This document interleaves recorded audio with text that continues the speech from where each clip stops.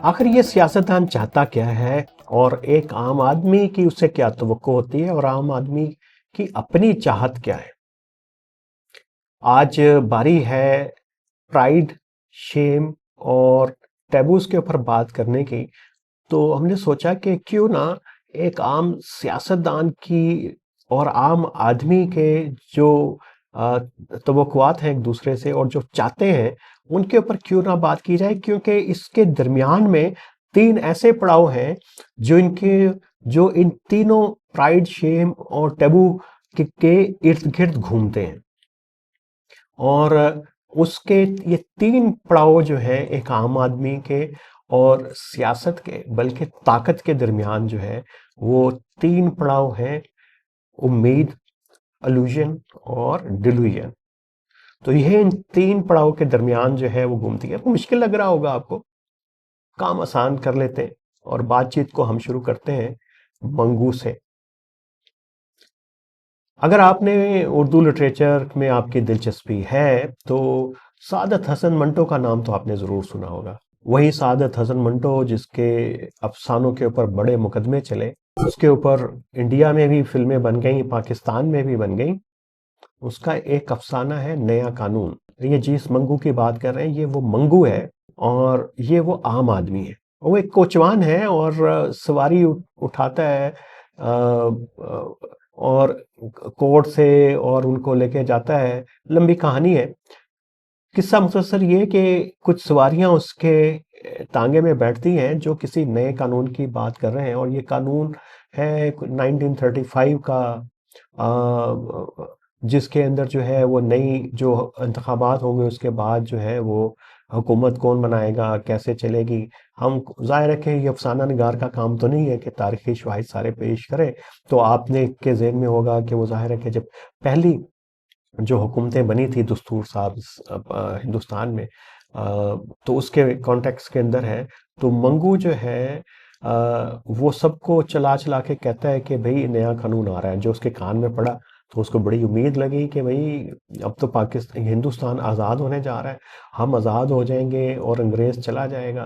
वो चाबुक भी मार देता है किसी गोरे को और फिर वो जेल में चला जाता है। वहाँ भी चलाता है कि नया कानून, नया कानून। और जब उसको बेचारे को हवालात में डालते हैं और उसके ऊपर जब तशद्दुद होता है वो कहता है कि ये है नया कानून, ये है नया कानून।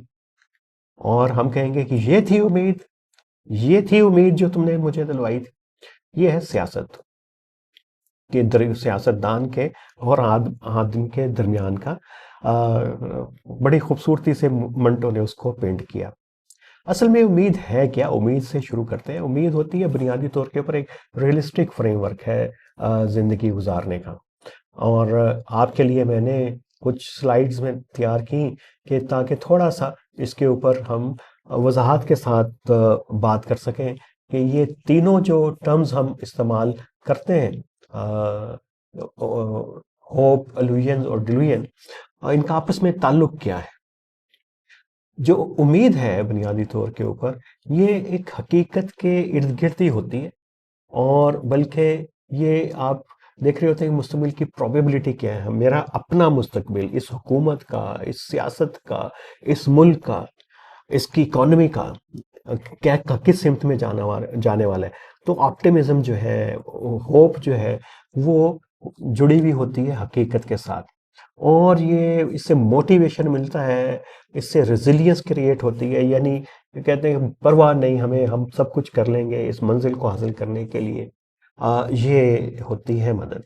फिर होप और इल्यूजन जो है बुनियादी तौर के ऊपर, ये जिसको क्राफ्ट करना पड़ता है, डिस्टॉर्टेड रियलिटी होती है। जब उम्मीद ज़्यादा हो जाए कई सतहों के अंदर, और जब बाज़ दफ़ा उम्मीद बर नहीं आती, तो फिर वो इल्यूजन्स के अंदर क्रिएट होना शुरू हो जाती है। वो उम्मीद, हकीकत जो है डिस्टॉर्ट होना शुरू हो जाती है और उसमें मैनिपुलेशन जो है उसकी शुरू हो जाती है। और उस नैरेटिव को जो है सियासतदान जो है वो मैनिपुलेट करना शुरू कर देता है। लीडरशिप जो है मैनिपुलेशन शुरू कर देती है। और इसका नुकसान ये होता है कि इसमें जो सच जो है वो गायब होना शुरू हो जाता है और उसकी जगह के ऊपर ऐसे इल्यूजन झूठ भरे, और इल्यूजन बुनियादी तौर पे झूठ ही होता है। कभी कभी उसमें सच की झलकी आती है, और उस झलकी से हम समझते हैं कि ये शायद पूरे का पूरा सच है। वो सिर्फ एक लहर के तौर के ऊपर सच उसके अंदर आता है। तो वो झूठ के ऊपर होता है और हमें उम्मीद दिलाता है कि वो है क्या। डुलियन जो है वो तो मुकम्मल तौर पे जो है, वो आप जब हकीकत को नज़रअंदाज कर देते हैं, और बल्कि एक ऐसे नैरेटिव कॉन्स्पिरेसी थ्योरीज और उसके अंदर भी तयक्कुन के साथ चीज़ों के ऊपर फैसले सादिर करने लगते हैं, जो होते बिल्कुल जो है गलत हैं। और बेशक वो रियासत कर रही हो, उसमें कोई तबका कर रहा हो और कहे कि यही ठीक है और यही दुरुस्त है, और उसके बेशक वो जो है डिसीजन इर्रेशनल हो, जिसमें कोई लॉजिक ना हो, तो वो उसको हम कहते हैं कि डिल्यूजन है। उसको लगता है कि सब चीज़ें वो ठीक हो जाएंगी, वो ठीक कर देगा। तो ये तीन चीज़ें जो हैं उसके इर्द गिर्द घूमती हैं, और ये जो तीन चीज़ें जुड़ी हुई हैं कि अ, सियासतदान चाहता क्या है उसके साथ। जाहिर है कि सियासतदान को पावर चाहिए, और पावर हासिल करने के लिए जो है वो आपको नैरेटिव क्रिएट करेगा कि मेरे पास चीज़ों के जो है हल मौजूद हैं, मैं हर चीज़ का हल आपके साथ पेश कर सकता हूँ, और मेरे अंदर अहलियत है, काबिलियत है, मेरे पास टीम है, या मैं खुद कर सकता हूँ। अगर कोई ताले आज़मा है, कोई पॉपुलिस्ट लीडर है, तो इस किस्म का दावा करेगा कि मैं ही हूँ वो निजात दहिंदा, और जो आपको जो है इस फरात से पार लेके जाएगा, और इस निज़ाम से जो है छुटकारा दिलवाएगा, और आपकी ज़िंदगियां बदल जाएंगी, और आप गुर्बत से निकल आएंगे, आपको नौकरियां मिल जाएंगी, आपको घर मिल जाएगा, आपको सेहत मिल जाएगी।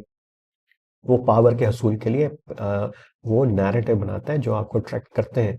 रोटी, कपड़ा और मकान, कभी मदीना की रियासत, और कभी कोई आर्गुमेंट, और कभी जो है वो इस वोट को इज्जत दो। ये बस इसी नैरेटिव की कंस्ट्रक्शन के अंदर वो लगा रहता है। और उसकी दूसरी चीज जो सियासतदान चाहता है कि सर्वाइवल चाहता है, और वो चाहता है कि जब उसको ताकत मिल जाए, उसका इतना नशा है कि वो उसको कैसे सस्टेन करे, और उसको जो है सस्टेनेबिलिटी के लिए, अगर वो कामयाब नहीं होता जो उसने अपने वादे किए हैं, जो उम्मीदें दिलाई हैं, तो वो फिर एक इल्यूजन जो है वो क्रिएट करता है कि असल में तो हुआ ये कि फलां जबर था, मुझे एस्टेब्लिशमेंट ने काम करने नहीं दिया, जुडिशरी ने नहीं करने दिया, ब्यूरोक्रेसी नाअहल है। तो मैं, ये तो चीज़ें आपको पहले भी पता होती हैं। तो आप उसके अराउंड फिर इल्यूजन क्रिएट करते हैं कि मेरे अंदर सलाहियत बहुत थी। आप एक नया नैरेटिव, ग्रैंड स्ट्रेटजी जो है वो उसको क्रिएट करना शुरू कर। अगर इत्तेफाक से अगर आपके पास ताकत ज़्यादा है, और पूरी पावर लीड जो है वो माफिया इकट्ठी हो गई है, और माफिया और पावर लीड में एक्ट करने में फ़र्क नहीं होता, तो इसलिए मैंने इनको इक्वेट किया एक दूसरे के साथ। तो वो फिर एक डिल्यूजन भी क्रिएट कर सकते हैं, कि एक ऐसा ऑर्डर क्रिएट कर सकते हैं, कभी नजरिए के नाम के ऊपर, कभी सुप्रीमेसी के नाम के ऊपर, कभी मजहब के नाम के ऊपर, कभी रेसिज्म के ऊपर, कभी कबीले के ऊपर।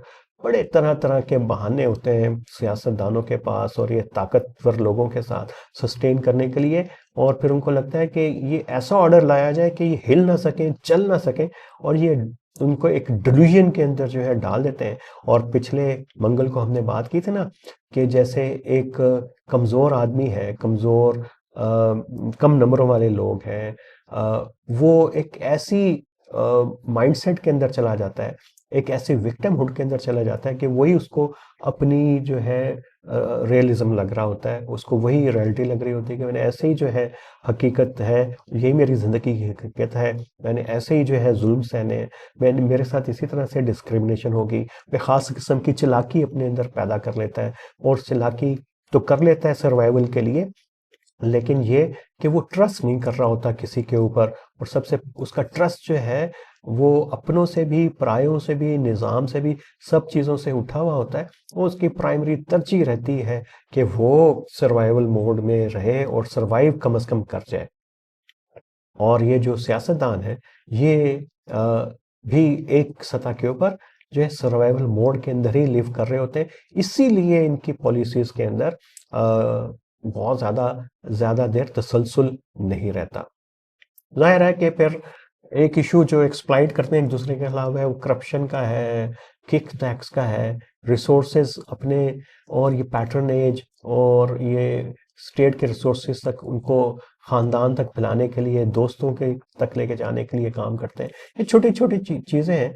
और फिर वैलिडेशन भी चाहिए उसको कि यार ये देखो मैंने क्या काम किया, मुझे तारीख में याद रखा जाए, और जो है मेरी वाह वाह की जाए। वो अपनी फिर इमोशनल जो है ग्रेटिफिकेशन भी जो चाहता है अपने मानने वालों से, ये तो चाहता है सियासतदान। एक आम आदमी क्या चाहता है, और आज की जो पूरी पॉपुलिस्ट तहरीक है पॉपुलिज्म की, वो आइडेंटिटी के करीब घूमती है। What a common man wants, this ये एक बड़ा इंपॉर्टेंट क्वेश्चन है। और एक आदमी को, मैं एक आम आदमी हूँ, अगर मेरे से पूछे मुझे क्या चाहिए, मुझे सेफ्टी ऑफ लाइफ चाहिए, अपने बच्चों का तहफ़्फ़ुज़ चाहिए, मुझे अपने प्रॉपर्टी की तहफ़्फ़ुज़ चाहिए, ये मेरी पहली तरजीह होगी। और फिर ये कि मुझे दूसरी मेरी तरजीह क्या है, लाइवलीहुड है, कि यार मुझे कोई थोड़ी सी ऐसी इनकम आती रहे, मेरा गुजारा होता रहे, और मेरी तनख्वाह ऐसी हो कि मुझे कोई परेशानी ना आए, मैं खाना पीना हो जाए, हफ्ते में एक दफ़ा फिल्म देख लें, एक महीने में एक दफ़ा बच्चों को बाहर खाना खिलाने ले जाऊं, तो लाइवलीहुड ये है। और लेकिन जो सबसे इम्पोर्टेंट जो चीज़ जो इंसान को चाहिए होती है, जो पॉपुलिज्म के अंदर है, जिसको आज का सियासतदान अमेरिका से लेके पाकिस्तान, इंडिया तक जो है एक्सप्लॉइट कर रहा है, वो आइडेंटिटी है। एक आदमी को चाहिए रिस्पेक्ट और इक्वालिटी, क्योंकि मिडिल क्लास बड़ी तेज़ी से ग्रो कर रही है। उसको डिग्निटी चाहिए, उसको रिस्पेक्ट चाहिए, और इक्वल सिटीजनशिप चाहिए।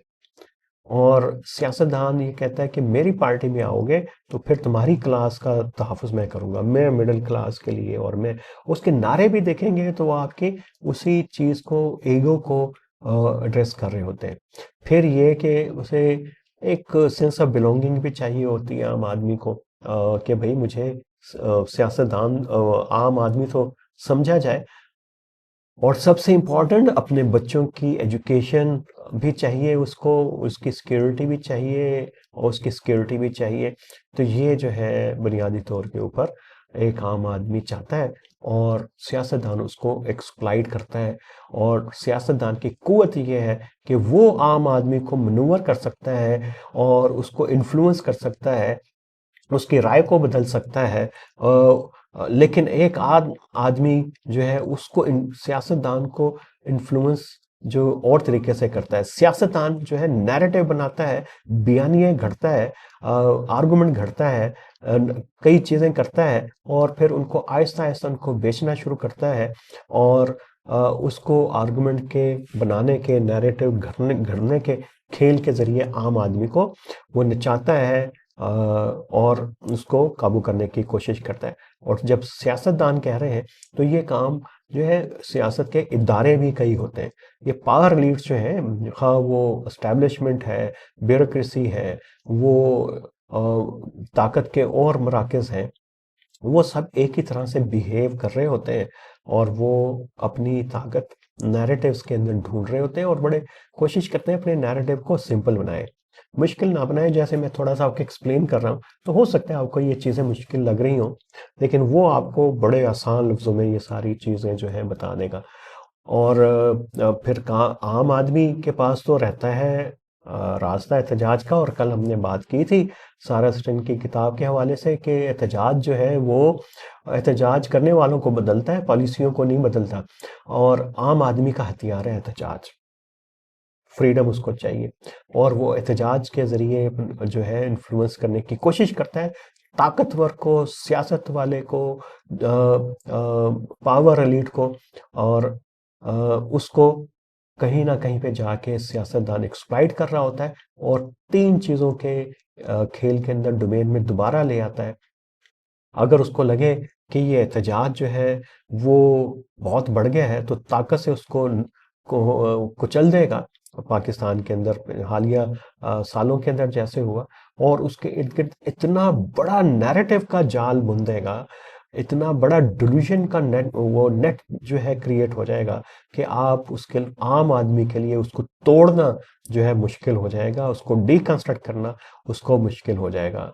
अगर एहतजाज की नोयत जो ऐसी है कि जो कुछ मुतालबात हो सकते हैं, कुछ नहीं, तो वो आपको गिनवाएगा कि अब देखो ये तो हमने कर लिया, सऊदी अरब से तो मुआहिदा हो गया, और आपको क्या चाहिए, तो अभी जॉब्स भी आएंगी, ये भी होगा, तो वो कर लेता है। नॉर्मल जो प्रोटेस्ट है, जो टीचर्स के, प्रोफेशनल लोगों के, उस्तादों के, नर्सों के, उनको तो वो किसी खाते में नहीं समझता, उसको तो पुलिस के जरिए उसको जो है वो काबू में, अपने अपने काबू के अंदर कर लेता है। लेकिन ये जो मसला है सारा, ये होप के साथ जुड़ा हुआ, इसमें पाबंदियां भी लगा देती है ताकत, और बहुत सारे मौज़ूआत के ऊपर जो है वो बात करने भी आपको नहीं देती। आप जैसे हमने बात की कि कुछ जब रियासत को लगे, पावर एलीट को लगे, सियासत को लगे कि ये, और सियासत वो जिस वो सख्त इक़्तिदार के अंदर हो, कि अब बात जो है मेरे हाथ से निकल रही है, तो बहुत सारे मौज़ूआत पे बात करने को जुर्म बना देगा, और जुर्म बनाएगा आपके कौमी हमीयत के मसले के ऊपर, मज़हब को दरमियान में ले आएगा।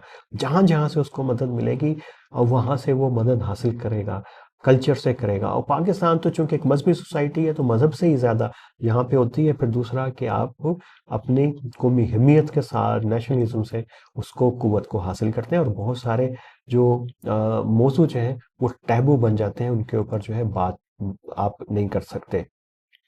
तो और बहुत सारे इश्यूज जो एक इल्यूजन क्रिएट करते हैं कि आपको छोटी छोटी चीज के अंदर जो है ना, आप अपने जो डिग्निटी के इश्यूज हैं, आपका लाइवलीहुड का एक आदमी का इशू है, उस पे आपकी तवज्जो ना जाए, जो वो नहीं कर सकता उस पे आपकी तवज्जो ना जाए। वो बड़े बड़े नैरेटिव घड़ेगा, और बड़े बड़े ग्रैंड नैरेटिव बनाएगा, और कहेगा, और नैरेटिव आपको खिलाएगा, नैरेटिव पिलाएगा, और कहेगा इन नैरेटिव में सो जाओ, इस नैरेटिव को अपने बच्चों को फीड करो, कोई तालीम की ज़रूरत नहीं है, पब्लिक एक्सपेंडिचर, बजट कम हो जाएगा एजुकेशन का, वो सब कुछ करेगा, और आपको बयानिए खिलाएगा, पिलाएगा, उसके ज़रिए अब्यूज़ करेगा, उसी से आपको खुश करने की कोशिश करेगा।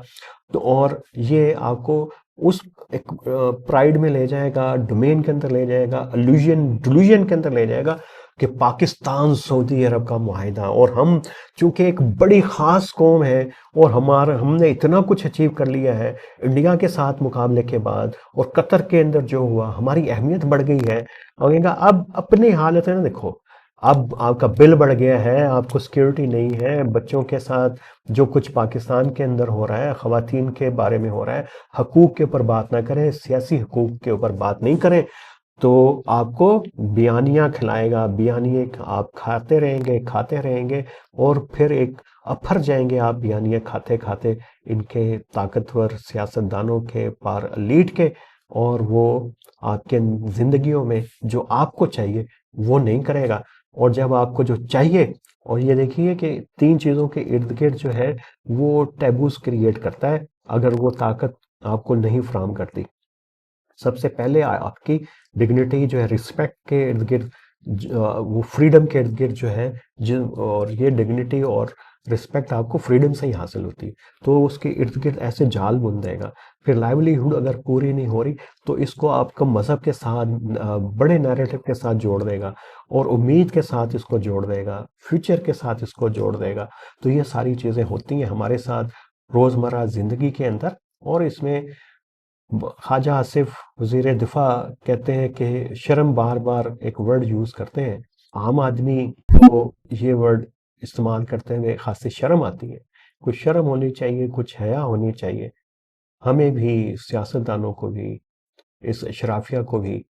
तो जब शर्म करेंगे तो शायद कोई उम्मीद पैदा हो जाए। लेकिन सियासत का जो खेल है, ये हमारे ज़िंदगियों के ऊपर बहुत ज़्यादा जो है वो असरअंदाज हो रहा होता है, और अ, हमारे अपनी अमली ज़िंदगियों के अंदर, ज़ाती घर की ज़िंदगी के अंदर, हमारे आपस के ताल्लुकात के, दोस्तों के ताल्लुकात के अंदर, हमसायों के साथ, और हमें महसूस भी नहीं होता कि जो सियासत हमारे इर्द गिर्द जाल बुनती है, टेबू क्रिएट करती है, जो शर्म के, हया के, और के दायरे बनाती है, और जो फ़ख्र के प्राइड के स्टैंडर्ड सेट करती है, वो हमारी ज़िंदगियाँ गुजार रही होती हैं और हमें पता भी नहीं चलता।